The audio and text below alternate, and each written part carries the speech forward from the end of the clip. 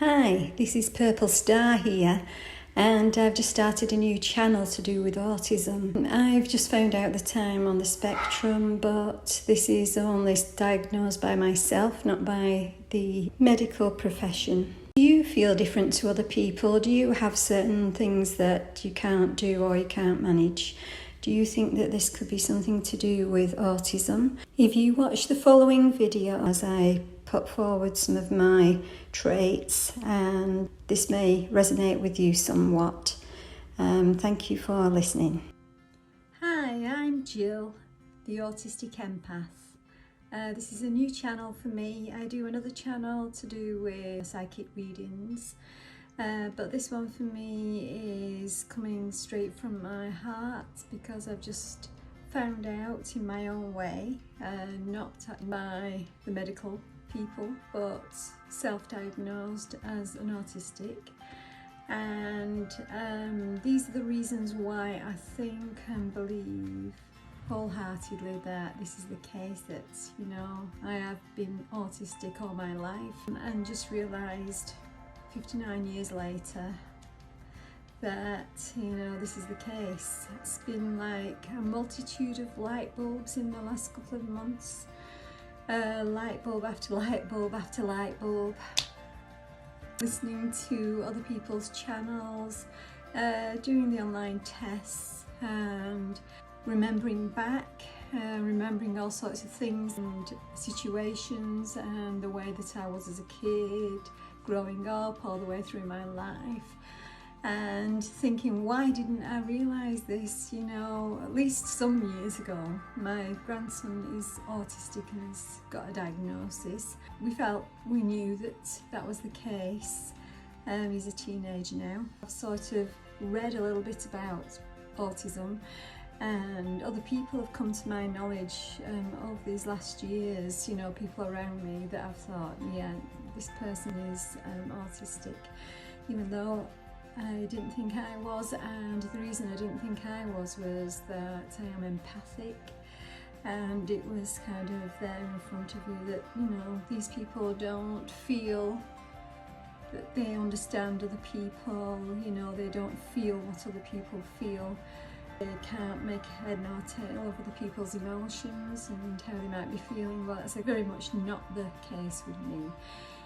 It is exactly the opposite, actually, because I very much feel strongly empathic. I can sort of feel what other people are feeling, even if they're not showing it on the face. Quite often I can get a download of what someone is feeling and be like, not even showing it in the tone of voice or anything, and I kind of pick up on a situation. I won't say it usually, but sometimes I might if it's somebody close to me. And yet, you know, I still can be autistic because of all the other things, that the way I'm thinking, the way that my brain is wired. Yeah, that's why I am sort of doing this video thing, because, you know, the YouTube channel, because I feel like I want to explore the avenues basically, and to, you know, come into contact with other people and let other people have their say about what they think and feel as well.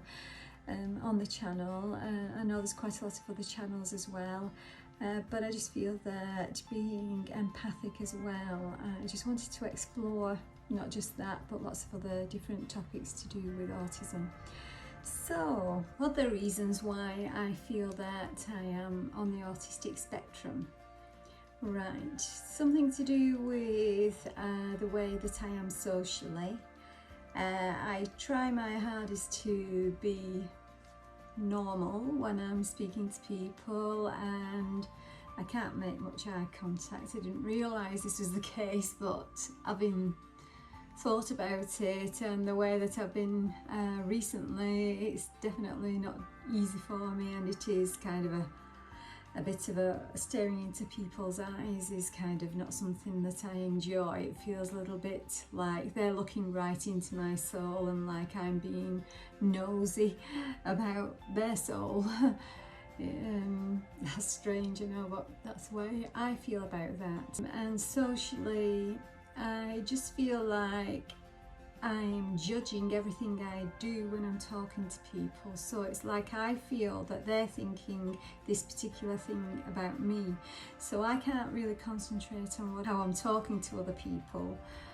Sometimes I get into it a bit, into a conversation, and it's all right, but sometimes I'm kind of just so judgmental about what I'm doing and whether I'm doing it right. Sometimes I can't process what their questions are and what we're saying. It's kind of like something's going on, something else is going on in my brain at the same time. So sometimes it's not easy, social situations. The more that other people will talk, the more I can relax. When it becomes time for me to actually do the talking in social situations, I tend to get a little bit, scared of putting my foot in it. And I don't think I've really done a lot of that, but I very highly mask all the social situations, very highly mask it, I've realised. I'm always trying to appear, smiley and happy, and that I'm taking things in and, making facial gestures. I'm such a people pleaser, and then my mask will let me down sometimes, and then I must look really down. Some people will say, "Are you feeling all right today?" Because, I'm exhausted from it all, basically. It's what I've realised is why I am so tired such a lot, is because I've been, over trying, to be something I'm not, masking it so much. It brings me really down in energy levels and what have you. The empath bit is quite nice sometimes, because if other people are excited, looking forward to something, I can really feel it inside as if it's me. So that's really nice, because I kind of get their excitement within me. It's like their energy is put on me, which at that point is pretty good. It's just if their energy is quite low, then I can really become low myself, even though it's not really my stuff. But also, I just very highly people please, and it's really not a good thing. I've got to get out of that habit, I really have. But I really don't really know who I am. I kind of do, because over the last few years I've been, going into the spiritual side of me. I've been going into, psychic readings and spiritual side of me very deeply. I've always been interested in the psyche of people and, how people work. But I seem to understand other people a lot more than I understand myself.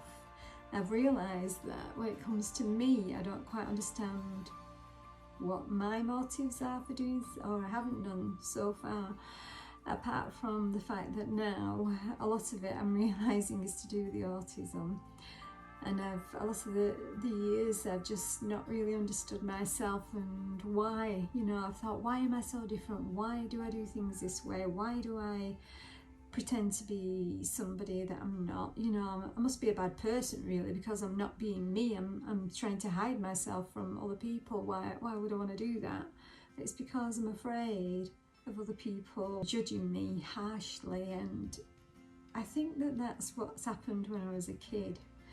I don't remember massively being judged. I just remember when I was little, it was always, "Oh, you're very quiet." I used to hide behind my mum all the time.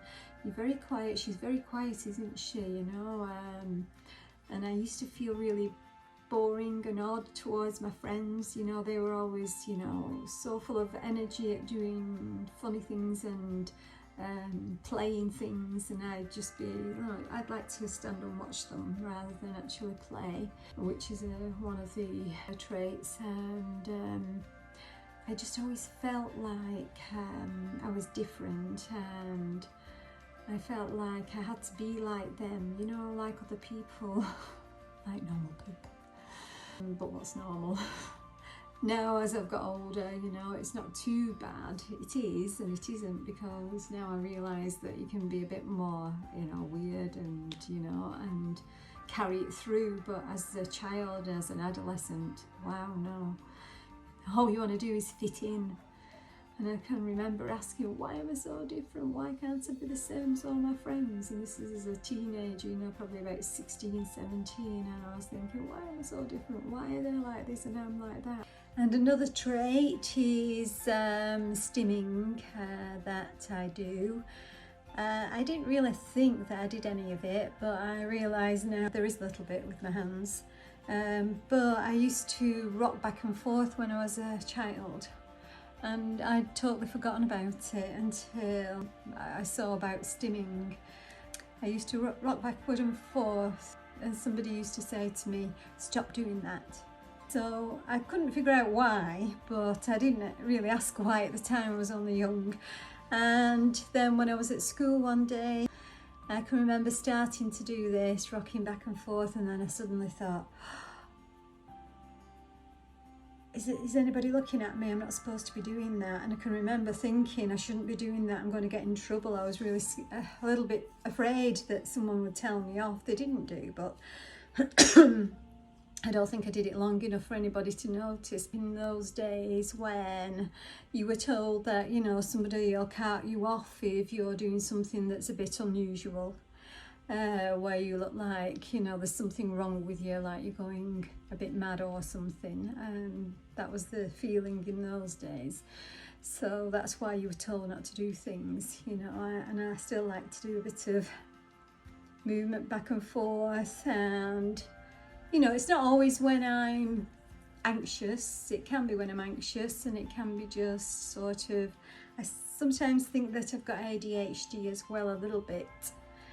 And I kind of can't keep still. My brain's constantly functioning from one thing to another as well. So I do have times when, with special interests, where I can go very deep into one thing and I can forget the time totally, and you know, those things that I really enjoy. They do change over time, though, swap and change, but there are things that I've enjoyed all the way through my life. And there's been different things that have been, you know, overpoweringly and overwhelmingly what I've been interested in for so long, you know, could be for weeks, months or years at the time. And also I do find it difficult to remember the names of things, you know, everyday objects that I know very well, I can just suddenly forget.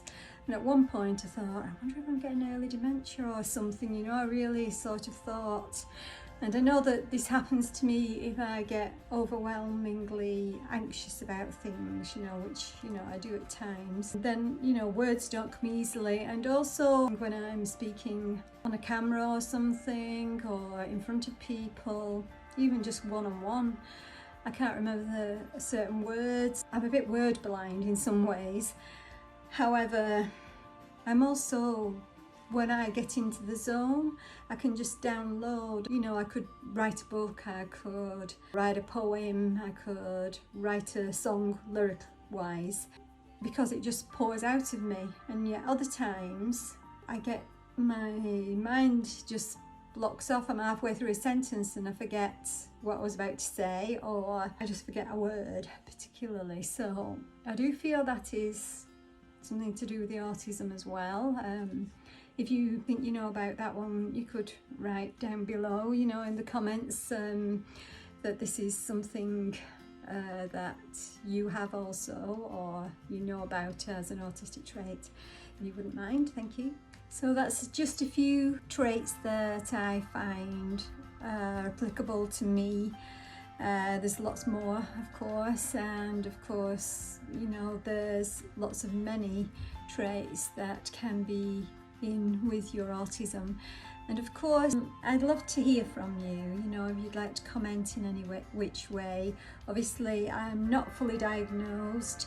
I don't know whether I'm going to go down that avenue, because I know it's a long way to go with this. And also, I think I'm a little bit scared that they're going to say to me, no, you're not autistic. And I'm thinking, yeah, I think I know I am, you know. I would kind of disagree with them anyway. I just feel that I know innately that that's what is going on with me.